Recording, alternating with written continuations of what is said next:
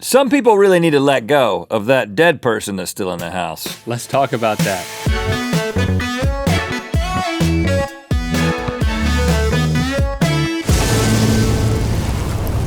Good mythical morning. You know, there's only one thing that's certain in this life, and that's you shouldn't wear Birkenstocks with socks. Oh, and also, you're gonna die someday. Yes, and then you'll be covered or scattered, not unlike hash browns at the Waffle House. Oh, gosh. Unless you have a loved one who loves you so much to keep you around indefinitely. Now, today we've got two true stories of corpses hanging around that are very different, but both equally fascinating. You be the judge. All right, let's get started with Karl Tanzler, born in Germany in 1877, and by all accounts seemed like a relatively normal dude, other than the fact that he lied about the fact that he had 9 university degrees, and also liked to call himself Count Karl von Kossel, even though he wasn't a count. But I don't hold that against him because while vacationing, I call myself Count Rhett von Diesel. Not with me, you don't. Okay, I'll forgive him because he looks cool. Yeah, he looks like a smart dude. His glasses are cool, like Now, the double monocle. A couple of times in his life. I.e. glasses.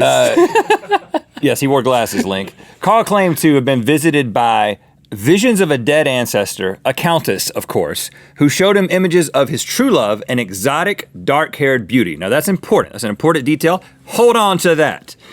Now, Karl moves to the U.S. in 1926 and settles in Florida because, as we all know, there is a magnet in Florida that attracts weird people.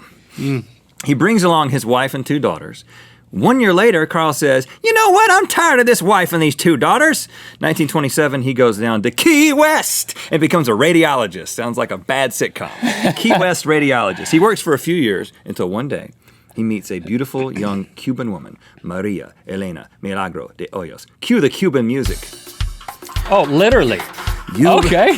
You remember the dark-haired exotic lady I just talked about a second ago Yes. from Karl's dreams? Here it is. Even though he was 53 years old and she was only 21, Karl was convinced that she was the one. So he X-rayed her? Yes, he did, actually. She came in for an examination, a lung X-ray, where they discovered that Maria had tuberculosis. Very fatal at the time.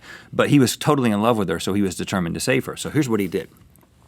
He's convinced that she's the woman of his dreams. So she goes back to basically die at her parents' home. He goes over there, administers all these homemade tonics, brings X-ray equipment from the hospital and begins to X-ray her, hoping that that's going to do something. Can't It doesn't. hurt. He showers her with gifts. He professes his love for her.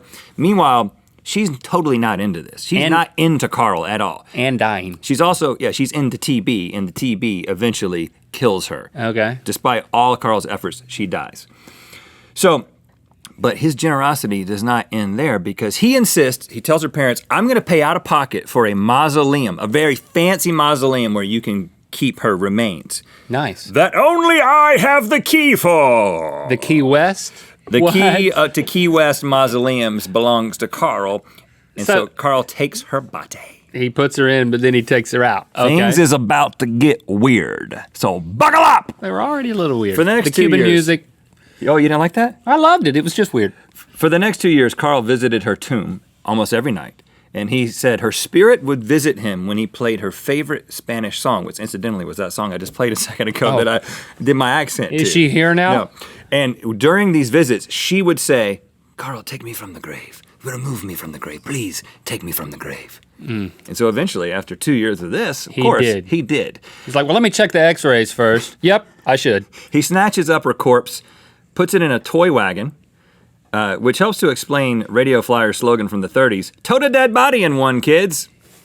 Then he takes They're kind of small. I don't know what that looked like, but I'm sure that the whole body was not contained in the toy wagon. That's called niche marketing. Yeah. He takes her to a lab he built on the inside of an old airplane. Here's a picture of it. Of course he did. Now, I mean, is it weird that I'm starting to like this guy? I mean, a little bit. He built a lab in a plane You shouldn't like this, Link. with a dead woman. That says something about you. I like anyone building labs in planes. But you might like him when I tell you that at this point, inside this crazy plane contraption, Karl began to bring her back to life. He connected her bones with coat hangers. He stuffed her abdomen and chest with rags to give the body some shape. He used a bunch of perfumes and disinfectants to deal with the odor. He replaced her decomposing skin with silk soaked in wax and plaster of Paris. Perfume. And he even gave her glass eyes. And I know you're wondering, but of course, yes, she looked beautiful. Oh, goodness. She looks like Michael from Halloween or a piñata. Oh, come on. Don't talk crap about her. She's beautiful, Link. I mean, you hit her in the wrong place, candy comes out. Or the right place. Don't take her to a kid's birthday party in Southern California. All right, so she was so beautiful What in the world? that he kept her in his bed and slept with her, reportedly in both senses of the phrase. Okay. Isn't that romantic? Cue the Cuban music. No, don't cue the music. Paper mache. This goes on for 7 years. He made her paper mache, basically? Yeah. But all good things must come to an end. Link, would you believe me if I said Carl came to his senses and reburied Elena? Yes. Please, You would be wrong. Would you believe me if I told you a local boy spotted Carl through his window dancing with what appeared to be a giant wax doll? Please, no. Because that's what happened. Carl was finally confronted because of these rumors going around town by Maria Elena's sister in 1940, which had to be a very awkward conversation. Carl, are you still sleeping with my sister? Because my sister's been dead for a decade. Good gosh. So authorities seize the doll. Carl is arrested for wantonly and maliciously destroying a grave and removing a body without authorization, which, you know what? Statute of limitations is up for that. So he gets off. And then He Tanslered his way out of that one. Yes, a local funeral home puts her body on public display because, of course, it's Florida. And then eventually she's reburied. Now, would you believe me if I told you that Carl went on to live a normal life? Yes, please. You'd be wrong again, Link. Would you believe me if I told you that Carl made another Elena doll using a mold of her face and lived with it until he died in the arms of this doll in 1952? No. Because that, my friend, is what happened. You still like him? Like you still a fan? I'd like to go in the plane, but not if he's going to be there. Okay. Carl Tansler, everybody. Count.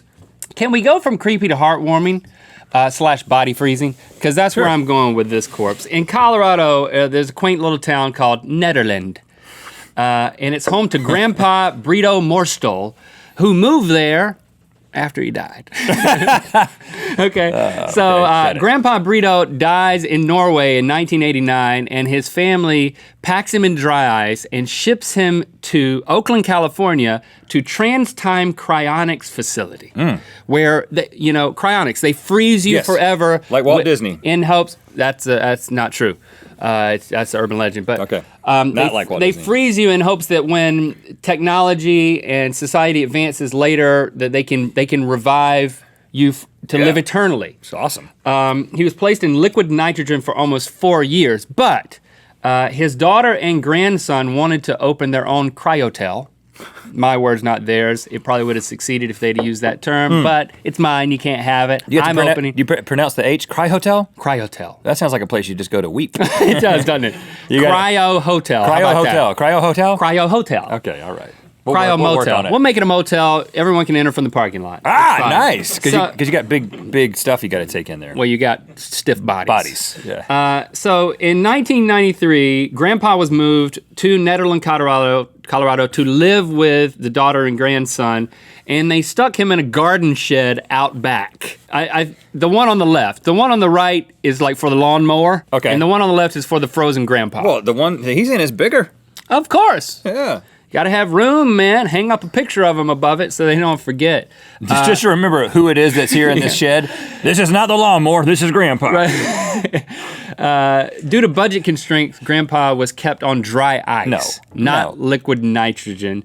And That gets expensive. They made a homemade freezer box made from plywood and styrofoam, and which encased the metal sarcophagus that Grandpa Brito was in. So you can see in this picture, like, that's the sarcophagus in the middle of this thing. Packed with dry ice all around it. And listen, it's a lot of expense and a lot of work to keep this thing frozen. They placed an ad in the local paper for a job of transporting dry ice for their body. You know, they left that part off.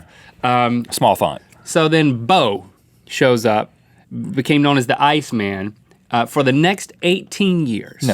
18 years, Bo, the Iceman, transported 1,800 pounds of dry ice to the shed and kept Grandpa frozen.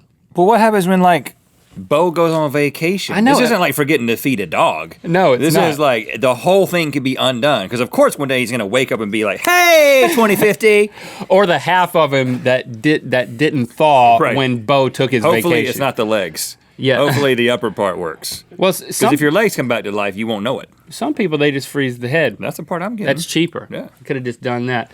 But listen, he becomes a local attraction. They let people come by and see him. Look, there's some kids looking at him right there. Look, kids, isn't this nice? It inspired a festival, Rhett. A festival. We can go to this festival. We are going. Every March is called the Frozen Dead Guy Days. Events include coffin racing, polar plunging, frozen turkey bowling. I hope it's a turkey. And frozen t-shirt contest. What else could it be? How would you have it would be parts of Uncle. Okay. Uncle. I call him Uncle now. Oh, yeah. He's not my grandpa. He's my uncle. Okay, got it. Uncle Brito. Frozen t-shirt contest. We should have one of those, I think. That sounds a little strange. So, of course, one day they hope to unthaw Grandpa Brito and have him participate in the event. Now listen. Isn't that cool? I don't want to go to the festival necessarily, but if they're going to unthaw him, I want to be there. I want to see that happen because I want to shake that man's perfectly well-preserved hand. I'm sure it won't look like a mummy or anything. Nope.